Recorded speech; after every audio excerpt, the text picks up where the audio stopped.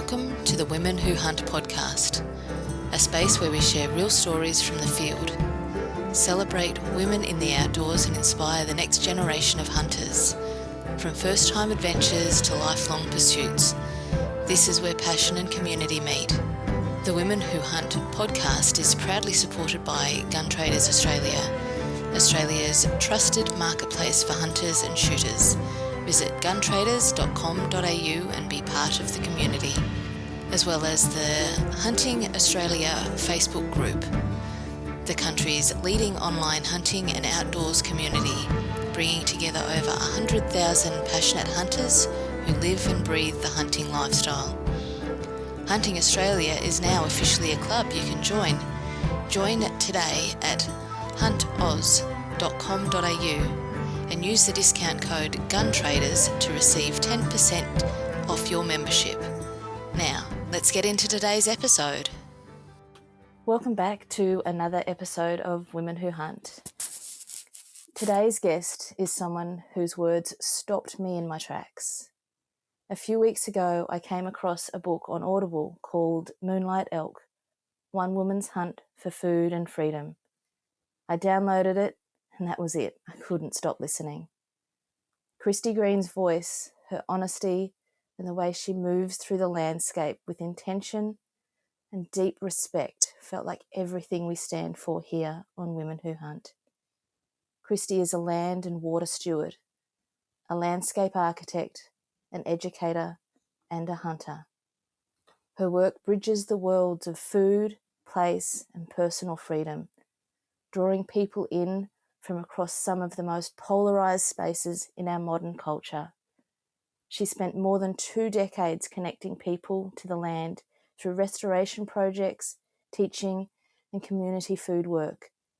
She's the author of Moonlight Elk, published by the University of New Mexico Press, with 2 more books on the way, Salmon Dreaming in 2026 and The New Meridian in 2028.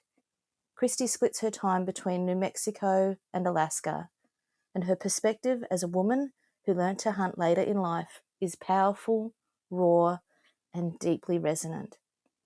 Today we get to step into her world, the wild places, the food, the freedom, the layers she shed, and the woman she became through hunting. Christie, oh my God, I'm absolutely thrilled to have you here. Welcome to Women Who Hunt. Oh, I'm so thrilled to be here too. It's quite an honor to be in conversation with you, Carly, and also to be in conversation with the folks there in Australia and beyond. I'm just absolutely thrilled. So, Moonlight Elk, I said it in the intro, but just to paint the picture for you. So I came across your book on Audible. I don't get a chance to read anymore. I'm a massive reader, but I don't get the time. So the only reading I do now is in my car. So I came across your book on Audible and I hadn't even hit the highway. And I'm like, oh my goodness, this woman is incredible. Just your tone, just the way you write. How did all of that start? Like, talk us through, like, how did Moonlight Elk start in your brain? Oh, well, actually she started in my heart, I think, which is the place, the place where the things that hook us and inspire us the most, or at least speaking for myself, it was like a full body response. And it was all by accident, although, probably there's no such thing as accidents. But when I was about 40, I had been growing my own food for a number of years. I come from a farming background, and my work as a landscape architect is centered around food as a way to connect people to each other and people to place. And at the time, I was seeing this man who was raised a hunter, and he had hunted his whole life. His whole family had, it's quite a part of his culture. And I had been around hunters, both in my family and in Alaska. I was raised in Alaska, so that's, a really big hunting state. And I worked at a hunting lodge when I was in college. And so I was deeply enmeshed, like elbow deep, literally in animal bodies like moose and caribou and bear and so on. So I kept thinking when I met this man and he would go off to hunt, I thought, well, wait a minute, why does he get to go hunt and I don't? And if I'm about, making my own food as close to home and relating to people and my daughter through food, then what if I try hunting? So I asked him, I said, would you take me? And he said, sure. He was delighted to. And of course, I didn't start out with squirrels or something small and relatively easier. I went for elk. My first hunt was an elk hunt. Yeah. And then I was totally hooked. And then this is Al, he's my dear friend and partner in many ways. He has like every kind of book you can imagine, from centuries back, recent books on hunting myth, hunting stories, hunting techniques, shotgunning, shooting, everything. He's just an avid sportsman in that way with every kind of hunting. And so he started saying, oh, you might want to read this, you might want to read that. And he handed me the book called, by Gretchen Legler, called All the Powerful Invisible Things, a Sportswoman's Notebook. And those were her essays that she wrote. This was back in the 90s, this book was published. And I was reading that and I thought, gosh, this woman is articulating her experiences in the similar way that I'm experiencing hunting, these complexities with the land, with the animals, the difficult decisions like pulling the trigger, and then also these sort of layered nuances with the men, right? The men we're hunting with. And for whatever reason, one day I just sat down and started writing feverishly, just whatever came out directly after whatever hunts I had. And I wasn't going to do anything with it. It was just kind of a way of processing my own experience because I didn't know who to talk to about it or how to do anything with it. But it was, really just kind of this churning inside that I felt like I needed to metabolize or somehow.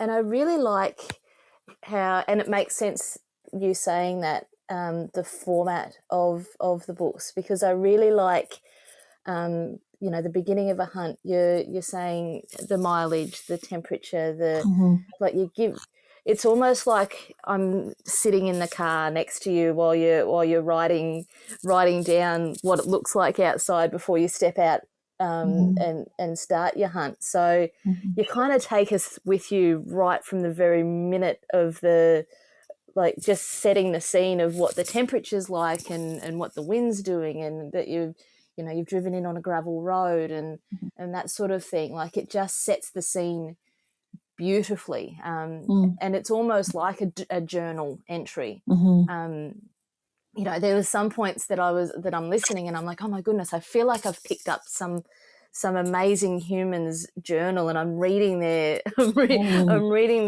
story of each of their hunts. So having immersed myself in your book, I feel like you're talking about Al, I'm like, oh yeah, I know who that is. Yeah. Yeah, right. He comes through quite vividly, I know. Yeah. So for those of us who haven't yet read the book, but I don't want to give too much away because every single listener, I need you to go and purchase the book or download it or do whatever needs to be done, because you're not going to get everything that you get from the book from this conversation. But talk us through that turning point where you were like, do you know what? I am ready to go do a solo hunt. What was the deciding point and how did that unfold for you? Well, it was, I had hunted, now I'm not going to remember how many years or hunts or whatever, but so I started that first hunt, I was 40, and my daughter was 5, I guess. And so I had been hunting and I would go hunting with Al. He was my teacher. And as we hunted more, I noticed myself having urges or like sort of like instinctual longings to go a different way or to sit still, or even like when I first shot the young bull, the elk on my first hunt, I remember the moment of the kill and approaching the body and having a response to Al penetrating the animal's hide with a knife. And then, so it's like one moment, here's this animal that was just alive and is warm and whose eyes are barely glazed over. And then in the next moment, it's like we're making material out of this animal, right? There's not a recognition or a moment or an honoring or some sort of, it's like a rite of passage that I was missing some marking, although I wasn't sure how to do that because it was familiar to me from my childhood when we would fish for salmon. We would pull the salmon in the boat, hit the salmon over the head with a bat, and then start fishing again. There was never any sort of like feeling of ritual. And every time I, would kill an animal, I'd have a big cry and didn't quite know what to do with my feelings because actually what I wanted to do, I still don't know how to make sense of it. And it's going to sound odd, but I notice myself, I don't think it's only because I'm a mother. And I don't think maybe it's just because of who I am as a human, but I notice myself both coming and feeling gratitude and joy for having the gift of this animal. And then there's a part of me that wants to take the animal in my arms and lift the animal up and save her or him. Like, how could I have these? It's polarizing, yes. Hey. How do I have these feelings? So the more I was noticing and actually following those feelings, and then I would ask Al, like, hey, could you give me some time with the animal? Or maybe I'll walk this way. The more I noticed that I wanted to try it on my own. Plus, it was the same thing too. Well, why is it that I know all of these men who go hunt alone? They hunt moose alone, bear, you name it. Like, why can't I? Can I physically not do it? Or is it some capability? So I wanted to try it. And so part of it happened with one of the hunts that I was on with Al, and he and I had an argument or something, or didn't see things the same way. So I went the next day. He stayed at camp and I went by myself. And I was scared to death, and I was afraid of not being able to handle it, Mostly what my biggest fear is wounding an animal and not being able to track the animal and find the animal. That's my biggest fear. Always. Yeah. And that was my fear of like, well, what if I actually do get an opportunity and can't make the shot and then, actually don't recover the animal. So that's how I started going on my own, was that first day that first time by myself. And then thereafter, really after that, I don't think I ever hunted with anybody again that's an overstatement. I mean, I didn't, I did experience occasional hunts or parts of hunts with other people like my brother or with Al, but mostly like when I hunt for elk or even for turkeys, or I prefer to go by myself because I just want to only be tuning into my own body and my own voice and how I am relating to place and the animals without having to filter anybody else's experience through mine. Does that make sense? You only got your 100%. You've only got your energy to worry about, and how you're interacting with the environment that you're in at that point. It makes perfect sense to me, and it's about that. It is about that connection to place, and I love how you put that. It's not. You go on bushwalks and all of that sort of stuff. I started hunting later in life as well, and I started hunting as the camera person for our YouTube because we wanted to document Ethan, our son. We wanted to document his entry into hunting. I never ever thought that it would be me that was going to be doing the hunting myself, but very similar to your story, I kind of got to a point where I was like, hang on, why is this always about the boys? And my husband was amazing, and he's like, well, let's switch it up, like let's make it happen. And it's not until, I think for me, it wasn't until I was the one that had the rifle and it was going to be my responsibility for what happened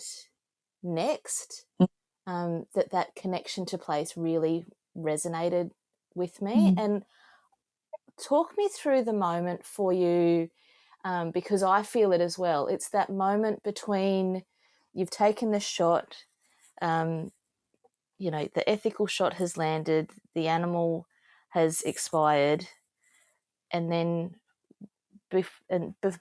so the moment between the animal breathing and then the animal becoming food. Talk me through that window for you. What does that look like now that you've kind of had that opportunity to kind of do it on your own? Well, I love there's a book called A People's Ecology by a Santa Clara Pueblo Native American named Gregory Cajete. And I love this one passage in the book where he's talking about some of the people from the Pueblo had gone out on a deer hunt, and then they come home and they bring the whole deer. They don't cut the deer in the field. I'm not even sure if they field dress the deer, but they bring the whole deer home into the living room for, I'm not sure what period of time, but it's this sort of liminal space where there's an opportunity for everybody, all the kin in the community, the family, to come and make offerings and show, gratitude for this animal and actually see the animal whole as kin, as a body, a being, right? An energy. Yeah. And so I read that book like back in the probably late 90s, early 2000s. And so that's my idea of what I would like to do every time. And it's a little difficult with an elk that weighs, like a bull elk can be, I don't know, 800,000 pounds or whatever. But one time with the story, Little Bull, it's in the book, was the first time I shot an elk and killed an elk by myself, was a young bull elk. And I did, if anybody had been watching me, I did try to get that elk in the back of the pickup because I so wanted to bring him home. But short of that, because I haven't been able to do that yet. I mean, I have with turkeys, and smaller animals. But and depending on the time, because it could be late at night, there could be weather, might be quite a walk to the car. You just never know. But at the very least, I don't know. I just approach the animal and try to sit there and put my body as close as I can to the animal's body. And I do feel like this asking happens inside me, like an asking of, to even be able to put my body that close to this animal that's this wild, brilliant being. Here I am, just this earthling, this human that is so, in my mind, inferior to the wisdom of the animals. It just feels like such a big ask to even be that close to them. So I don't know. I usually will make some form of offering, at the beginning of the hunt every day. Usually it's like corn that I grew or something that I'm offering. And then I usually try to make an offering in the moment with the animal too. That's beautiful. Oh man.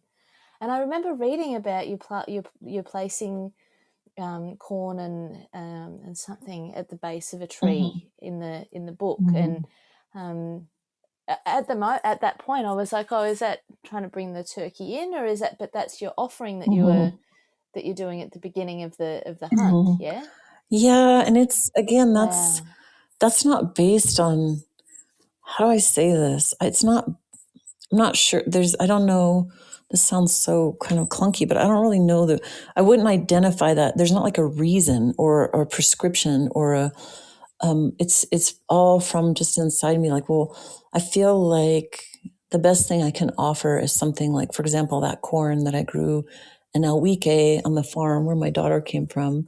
I still have the ears of corn. They're like 26 years old. They're just magical, magnificent, and they just embody so much love and life. And so I feel like they're literally sustenance of a sort, So to offer that as a gift and as an asking, and then also just offering myself as someone who's come to try to learn. I don't want to be there with a presence that's about taking or like entitlement. I don't feel like I'm entitled to anything on the land, like nothing. It's not mine. Yeah. And that's such a beautiful way of approach, and that's how I approach it as well. I think that's probably why I resonated so deeply to Moonlight Elk, is because the way you are in the field is basically the way I approach. And it was almost like a, as I'm listening to your words, it was almost like a pat on the back to go, oh, okay, there are other people that are out there that approach things the same way. It was almost like you made it all right to have that connection. You're listening to the Women Who Hunt podcast, proudly supported by Brackenwear, Australian-made hunting apparel for real hunters who live and breathe the outdoors. You've probably seen me wearing my Brackenwear gear. It's tough, breathable, and built for Aussie conditions. Right now you can grab 15% off your next order at brackenwear.com.au. Just use the code GTA15 at checkout. Brackenwear, the endless pursuit. All right, let's get back to the show. So talk me through that very first bull elk. What were you using? Was it a 308? No, actually, that was before I had my 308. I was using Al's rifle, which is a 7mm. It's quite large. I mean, he's 6'3" with very long arms, and so it's a big rifle.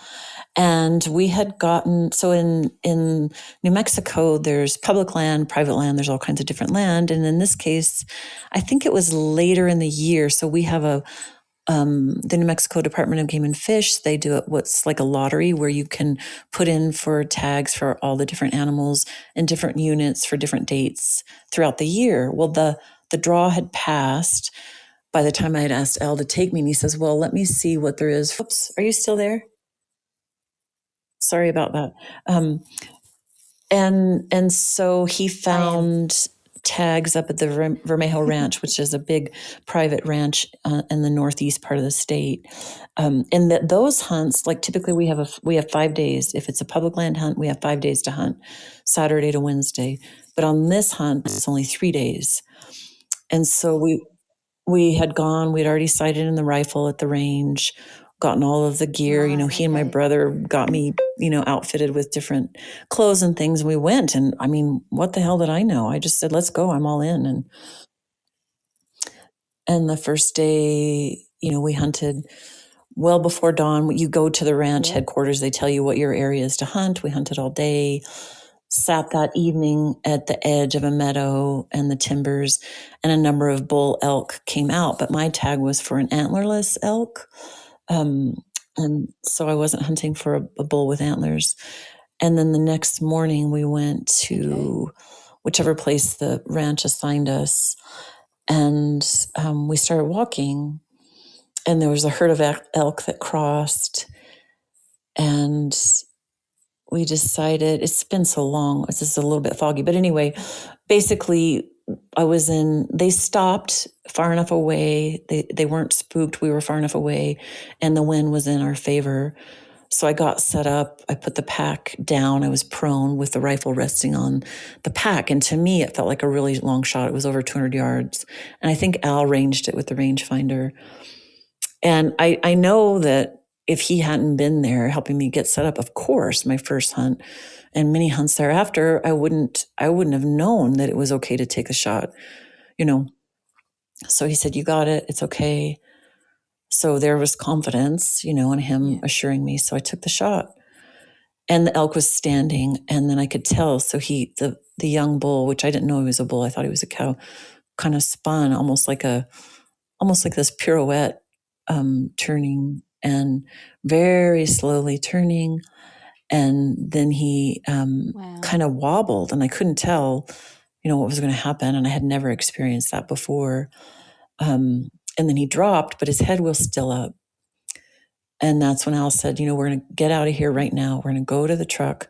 We're going to wait, because he knew not to go charging after the elk, because he, of course, with all the adrenaline, the elk could take off. So we ended up going and having a bite to eat, returning from the pickup, and the elk was still there with his head up. So I laid down and took another shot, and then in his neck, and that dropped him all the way.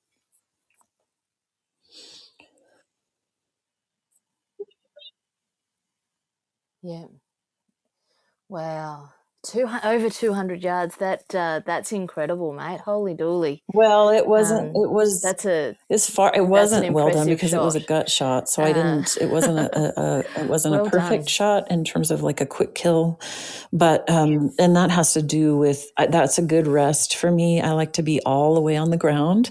I do best if I can lay down, and also, of course, we have this capacity with these rifles that we have and the ammo. You know, the cartridges, the bullets, all of that. So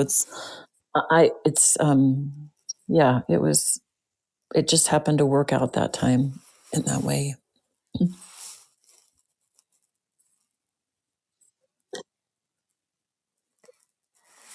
So I've been listening to the turkey stuff. Like, turkey hunting to me is this completely foreign. I don't know. I hadn't even thought about it until listening to your book. Like, talk me through turkey hunting, because that sounds like it's really and that is a tricky perfect and intricate entree for me process, to invite you to come. You come here and we'll go. I would love for you to come. So the next time you feel like hopping on a plane and coming to the United States, which you might want to wait till after our current administration is gone, and I mean that wholeheartedly, as I'm sorry about who we have in office, but. Yes, it is. And people think, oh, turkey people here say, oh, turkeys are so dumb. How hard could it be? Or you see flocks of them running around neighborhoods. And it's such a thrill because there's the call. I love the calling. And so we hunt them. Well, you can hunt in spring and fall here, but in the spring is when they're mating. And in the spring, you can only kill the gobbler, not the hens.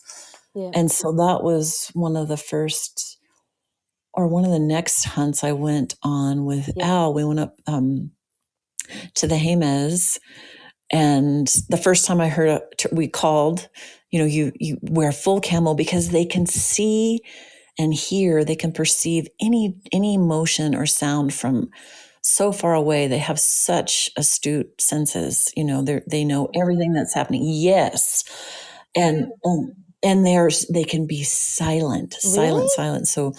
There are different kinds of calls, mouth calls, slate calls, box calls. And so that hunt, which I love, is about calling to locate and then calling to hopefully get them to come in. So the first time I went, we actually rode bikes into the national forest, and we called, and then I heard the gobble, and I was just like electrified. I was totally hooked. And then we got set up. So you kind of have to get set up, like with your back against a tree or something to stabilize you, with enough cover that the turkey can't see you, and then with enough openings, like shooting lanes, to be able to take a shot if the turkey does come in. And in that case, we were all set up thinking we knew which way that gobbler was going to come in. But in fact, he totally busted us. He came in from behind, and here he is walking right up on us. And so we moved and didn't know he was there, and he took off. But oh, no way. They are so elusive and magical and brilliant and stunning to watch how they strut, how the hens relate to the gobblers. I mean, it's just, they're like absolute gods and goddesses, these turkeys, and the brilliance of their feathers, and they're just extraordinary. And I did take, when I was so hooked on hunting, I would go, like, sometimes I would go every day of the week. Sometimes I'd go twice in one day. And that would mean, like, I'd have to get up at 2 a.m, drive for 3 hours, hunt, and then come back in time to work. Then I would pick up Olivia from school, and I would take her with me. She would put on her camo. She didn't hunt, but she would come with me. She was a little girl. I said, come on, Olivia. So we'd get like burritos or something to go, drive back up 2.5 hours. And she would sit behind me and make the call. She was really good at calling. So she came with me a number of times. But I mean, I was completely addicted. You ask my brother or ask Al or my family, I was a nut. I would go every day and be totally sleep deprived. This season here is like April 15th to May 10th. So it's just this window of time. And that's right. That's right. And, it's springtime, so there's more daylight. And so you got to make the most of it. I just love it. I love hunting turkeys. It's just beautiful. Yeah. And then calling also, like if you're calling for elk in the fall when it's the rut, I just love that relationship, that kind of feeling them in that way and trying to be them in that way.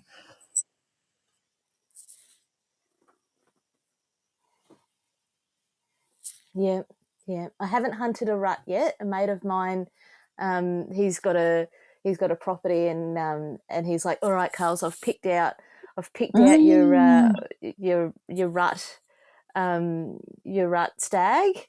So come March, I'm gonna be out with Lawson, and because he's like, he's been watching this bloke, and he's like, I'm saving him for you for the rut, Carl. So I'm like, oh my goodness. So oh my gosh, it's so, there's nothing like it, and I'm very excited. It's like that. I do feel now.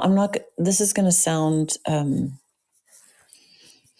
not trying to be dramatic, and I'm also not trying to claim something that's not mine, but I do feel like when I hear the sound of the animals calling, especially around the mating season, it's the way I feel like I'm a Francophile. I love France, and the part of France I love the most is the Dordogne, where the caves are.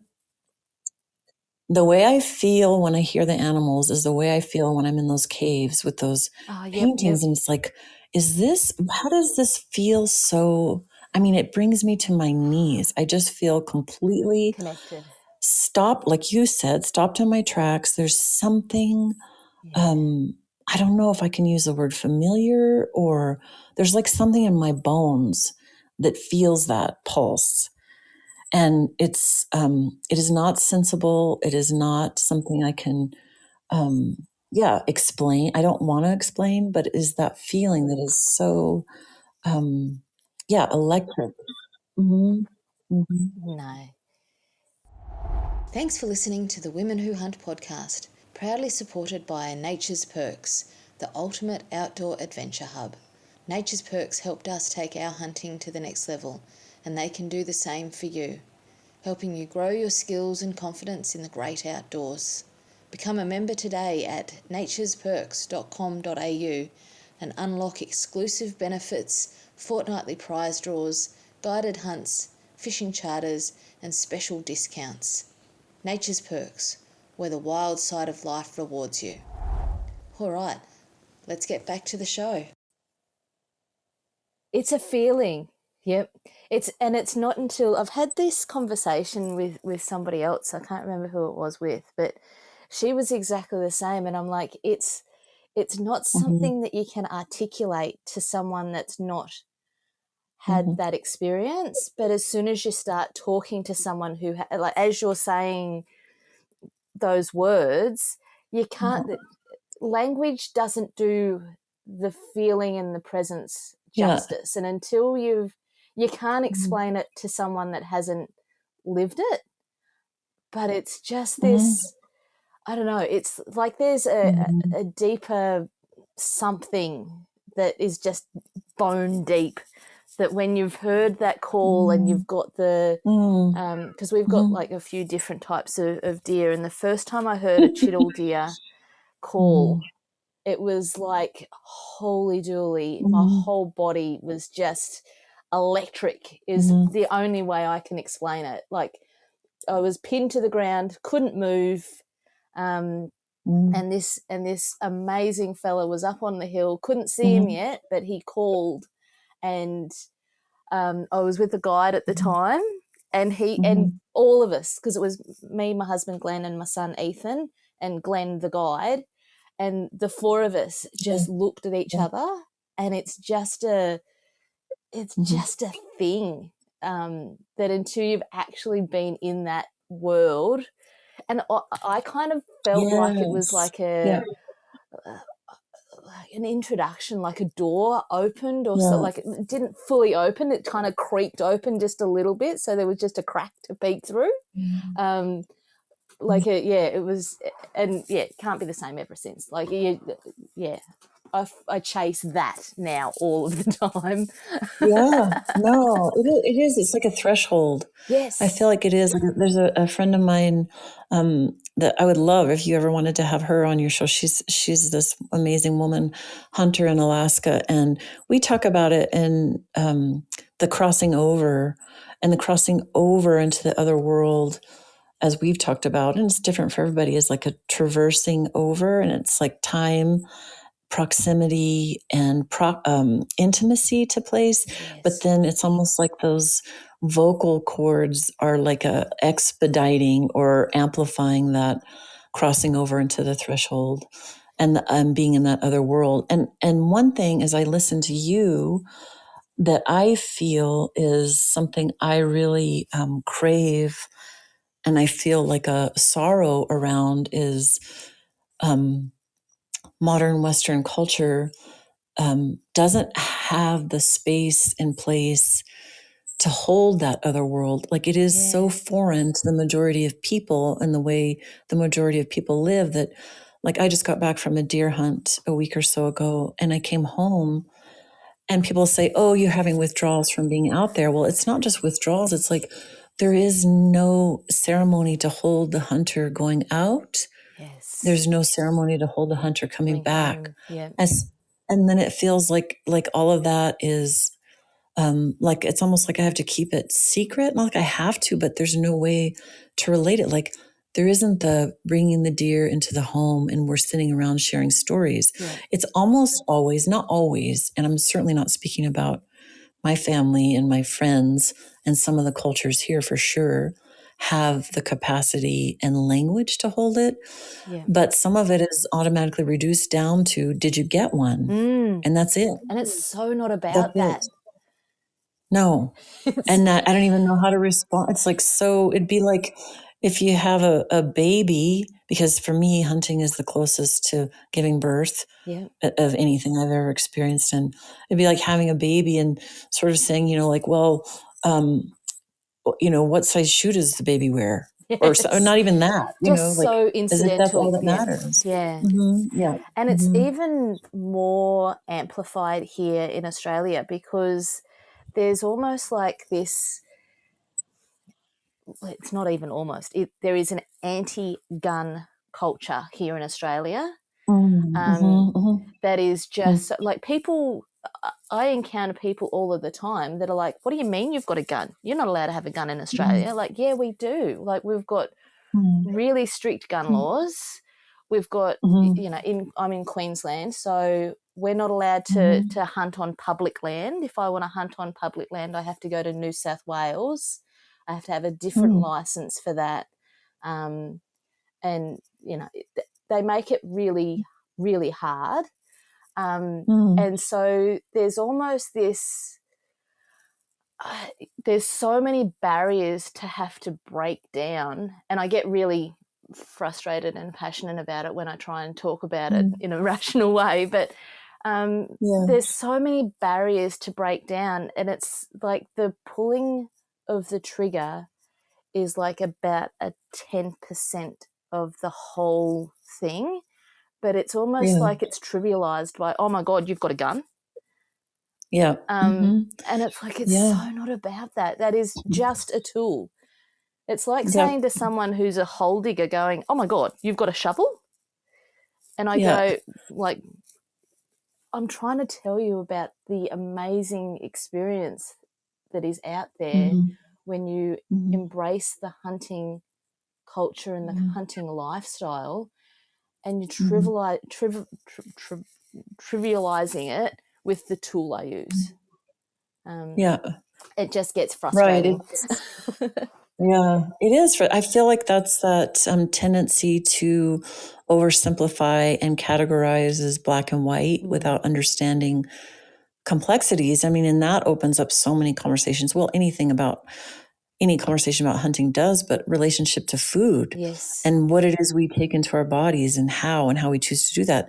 And I'm sorry, but anybody who is willing to consider taking part in looking in the eye of the animal they're going to eat, I think that the conversation would shift away from, like you're saying, the what is a tool and the capacity of that tool to deliver death, essentially, and bring forward what is more, to me, interesting and important. And of course, I do believe in gun control. Our country is a nightmare around guns, as you know.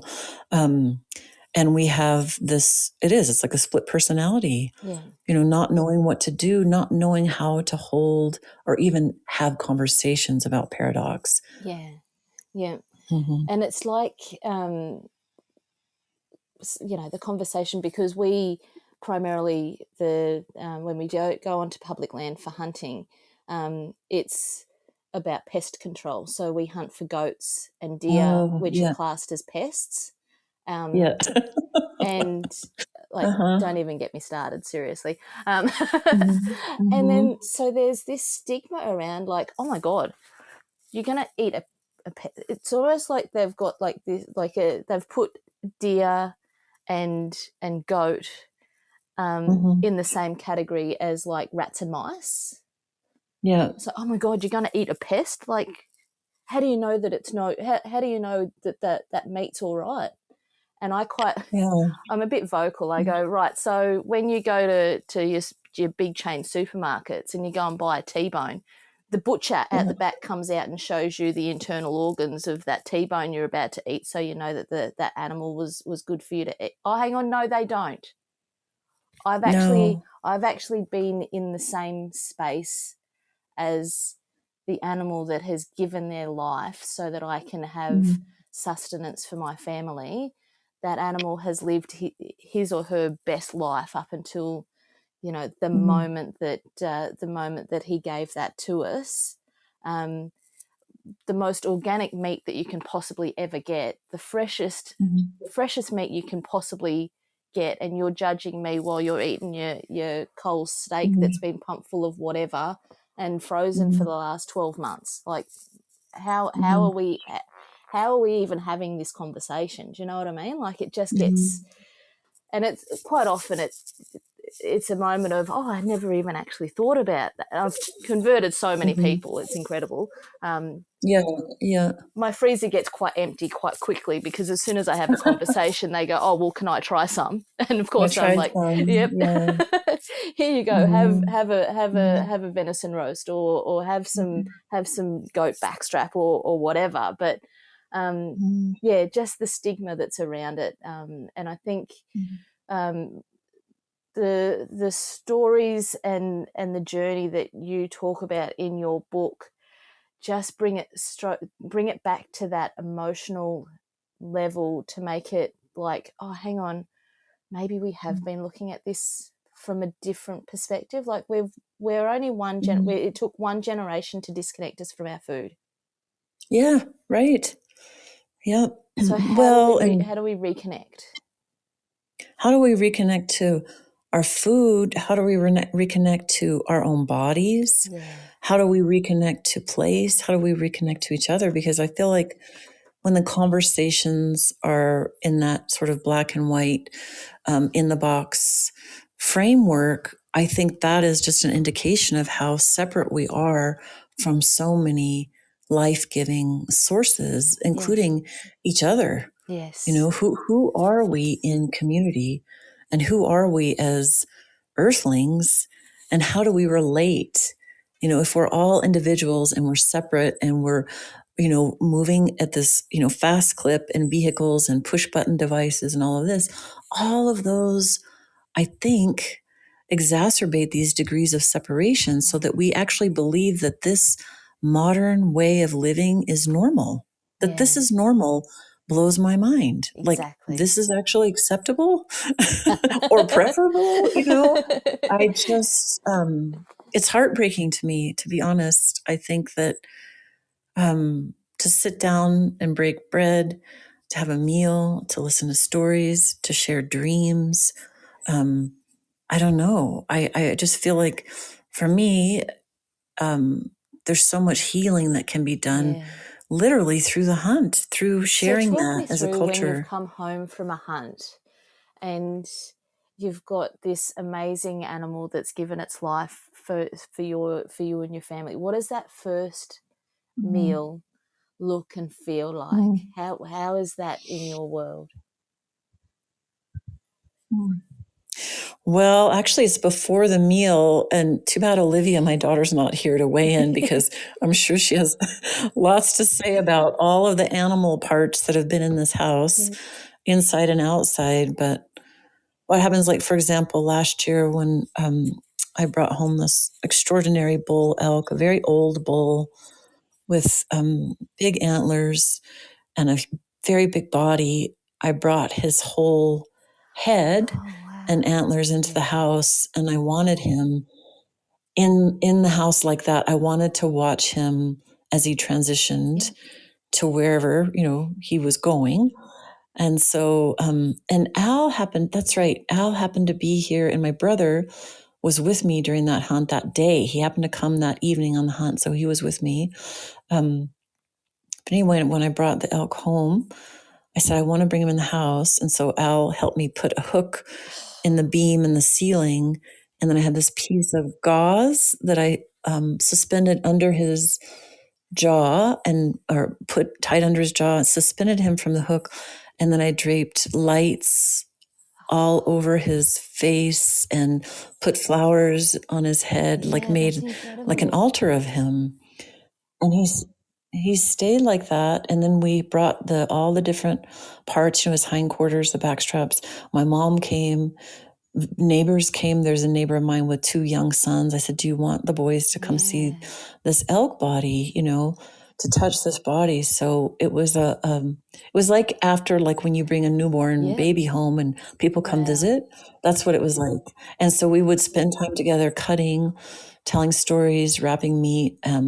And then usually what happens is while we're cutting, like usually the tenderloin or the backstrap, right away we'll just slap it right in a hot iron skillet and taste it, the meat that way. So that's kind of more typical. It's like I love it when people come cut meat. And if I don't bring home an animal, that's the hardest part for me, is not having that time together, making to meat. honor and celebrate. Yeah. And happy for you not to talk about it if it's too raw, but just listening to you about cutting meat and all of that sort of stuff. Art's knife. Do you? Oh, my stepfather Art. Yeah. Oh, I love that you asked about him. He's been in my next book that I'm working on right now, Salmon Dreaming. It's actually due on Sunday.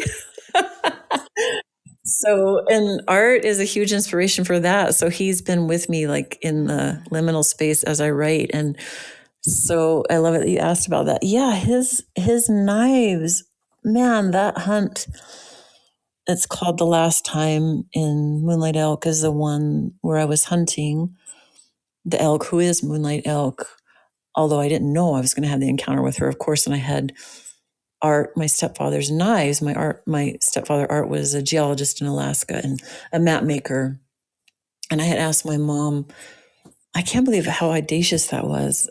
We had just come back from celebrating his birthday, and I just thought there was something like, I have to have those knives and I must have them on this hunt. And don't ask me why I felt that so strongly. And she and Art didn't skip a beat. She sent them to me in time for me to take them on my hunt. So one was a folding buck knife, and the other one was like this long, almost like this dagger, this very large knife that I wouldn't typically carry, but I did because I wanted Art at my side. And I would think about him all the time when I was hunting, and as I was referring to all these different maps, because, he was like a map maker, plotting points, making the topo lines. That we take for granted. As I'm listening to you in the book talking about that, I'm like, oh my God, we've come so accustomed to GPS. I'm like, I can't believe that there was, like, it makes perfect sense that there was a human that was mapping that stuff. But incredible. Yeah. Body to body on the land, like reading the land, understanding how to, read landforms, measure, triangulate, plot points, all of that. So, so he was actually, the morning I started out on that hunt, I was scouting on a Friday, scouting for elk, and I got the message from my mother that Art had gone into the hospital. He was 94. And long story short, that hunt literally paralleled his decline. And the morning, so like I said, the actual hunt started Saturday, And when I would get back to camp, I would hear from my mom about how Art was doing. And by Monday morning, he had gone home. He was in hospice, so it wasn't looking good. So Monday I got up and I said, look, to myself, if I'm going to stop today at noon, no matter what, and I'm going to go be with my mom and Art because I need to be there. So I was going to leave the hunt early and get on a plane and fly out. And that's when I had the encounter with Moonlight Elk. So he was so much with me in that morning, that space. And I thought of him vividly, like, what would he want to see if he could see through me his last vision, his last experience of earth, the ground out there. In a way, it was like if I could will, I was wearing his sweater, his fieldwork wool sweater. I had his knives. If there was some way that I could transmit that to him, that's what I felt like I was trying to do. And I just felt him with me so vividly. I had to ask, sorry, I just had to, because it moved me so deeply with even just like just when you're saying like the leather was rubbing the rust marks on your pants and that, like, I could literally see it in my mind. And were you looking differently because you were using his eyes, do you think? On that morning, I think I was, because I was feeling a pressure. I was really torn. I didn't know what to do, because here I had drawn a tag. So it's very rare to be able to draw a tag and to have a public land hunt. So here I had it. So I only had 5 days, and I wanted, of course, to hunt the whole time. And I did want to bring home an animal, so we had meat in the freezer. So on one hand, I'm feeling that pressure. And on the other hand, I'm thinking, what do you mean? This is so insignificant in the face of everything that's happening with my stepfather dying and my mom, needing family there. So I was just so torn, and I would ask her every night, do I need to come? And she said, what is the hospice nurse saying? And so that morning I was especially agitated because it was like the pressure was on. And I had, as I was driving in that morning from camp, there were hunters behind me, like really right on my tail, driving really fast. And so I was getting irritated with them. So when I got out of the pickup, I was so agitated with the way those hunters went into the hunting grounds that felt disrespectful. Or I was just, probably just, it was just what made me snap. And I got out feeling angry, and I thought, I do not want to be angry. I don't want to bring that here. And I intentionally thought of Art to try to shift my own experience and my own way of bringing myself to the land. And it worked. That day. Well, it helped me feel better, and it helped me bring my own focus to what was important. And then everything that happened after that is I couldn't make it up if I tried. It was just within a matter of moments, literally my world turned upside down, and has affected me to this day. Yeah, it's certainly, and I don't want to talk too much about it. I want to leave that to the readers to experience for themselves. But definitely a magic section in the book, and thank you for sharing it with your readers. It's a incredible chapter, for want of a better word. Not articulating it anywhere nearly as nicely as I would like to, but definitely impacted. So, and if there was a piece of advice to someone listening to this that's maybe not hunted before, or maybe thought about hunting, or has been on a hunt but hasn't been the hunter, what sort of advice would you give that person who's listening to you right now? I think that, I hope this isn't too abstract, but I think the thing I would say most, and this is especially directed to, or maybe in honor of is a better way to say it, girls and women. And that would be, even in daily living in our own homes, inside the house, walking to and from the car, going to whatever destination, going for hikes or whatever else.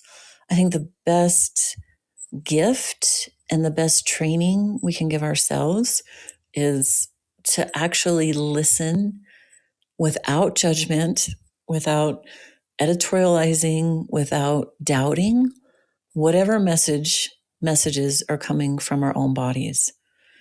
And they are the most true, the most real, and the most right. We've just been brainwashed into forgetting them or thinking that they're not good enough or whatever else. But those messages that come from the body, whether it's joy or fear or shock, whatever else, that's the best training for hunting. And that, for me, speaking for myself, it's also the best training for how I live every day, because the body always is the truth. Oh, so good. That's, yeah. As you're speaking, I've just written down, listen to your body. Yeah. Mm-hmm. The animals do. That's what they're teaching me. I swear that could be the majority of the reason I go, is I learn from them all the time. That's all they do. Their lives depend on it, and so do ours. We think that they don't, but our lives do depend on our bodies, and so does the animals. Show me that every day.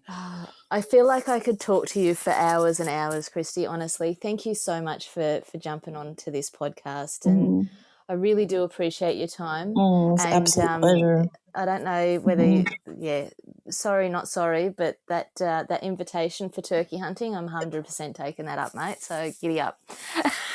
Okay, anytime. You come. It would be so fun. I can't wait to meet you. Mate, likewise. Yeah. And thanks everybody for listening right through to the end. I'm really, really grateful. The whole Women Who Hunt community, we're so grateful for everybody that's getting behind this movement and giving the ladies who hunt a voice in the world. And thank you. Without you listeners, we wouldn't be able to do what we're doing and share the messages that we're sharing. My call to action for you on this podcast is, do yourself a favor, get a copy of Moonlight Elk by Christie Green. Make it happen. How do people get hold of a copy of your book, Christie? Oh, you can get them, the University of New Mexico Press. You can go to that website and order them direct from the press very easily. And then anywhere you order books or where you download, your podcasts, any of your podcasts, you can get the Audible book, the audio version of the book as well. So as far as I know, the distributor is Simon & Schuster, and that is national, international. So everybody should be able to access both the copy of the printed book and the audio book. Mm-hmm. And if you can't, for whatever reason, anybody who is welcome to send me an email, christiegreen.net, and I'd be happy to, send a link or help with that process. Thank you so much, Christie, for being part of the Women Who Hunt community, and thank you to all of the listeners.